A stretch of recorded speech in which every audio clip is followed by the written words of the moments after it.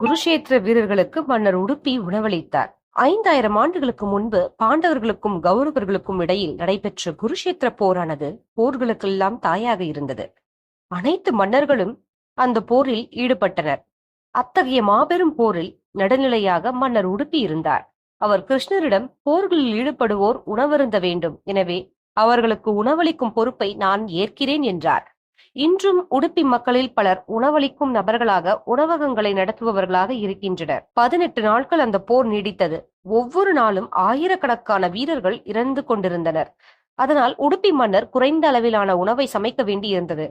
இல்லையென்றால் உணவு வீணாகும் சூழல் ஏற்படும்.